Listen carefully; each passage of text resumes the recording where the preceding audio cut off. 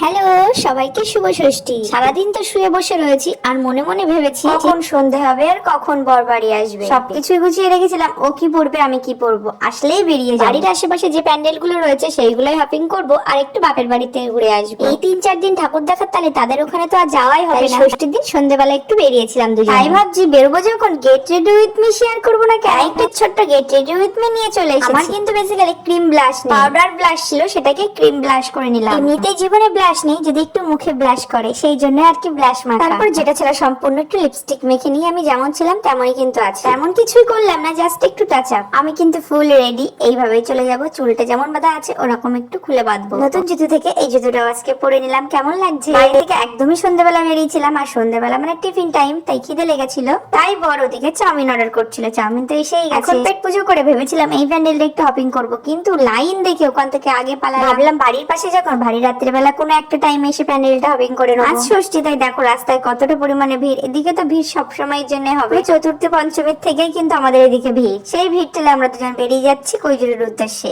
চলো তাহলে যাই, ওদিকে যেতে যেতে করা ঠাকুর দেখে নেবো। প্রায় আমাদের বাড়ির আগের গ্রামে দেখি ওখানে পুতুল নাচ হচ্ছে, অনেক পুরনো একটা ঐতিহ্য। এই জিনিসগুলো কিন্তু আর একদমই দেখা যায় না, আগে কিন্তু টিকিট কেটে দেখতাম, এখন ফ্রি দেখাচ্ছে। এই জিনিসগুলো দেখার জন্য কত বায়না করতাম। এটা আমাদের গ্রামের ঠাকুর, ওখান থেকে ঠাকুরটা একটু দর্শন করে নিয়ে এদিকে বাচ্চাদের স্টেজ প্রোগ্রাম হচ্ছে, সব দেখো কত লোকজন রয়েছে। আমাদের পুরো গ্রামে কিন্তু একটাই পুজো হয়। তারপর বাবার বাড়ি থেকে তো খাওয়া দাওয়া না করে ছাড়বেই না, তা খাওয়া দাওয়া করে বেরিয়ে প্রায় বাড়ির পাশে চলে এসেছি। ভিডিওটা তবে এখানে এন্ড করছি, দেখাবে নেক্সট ভিডিওতে। So by.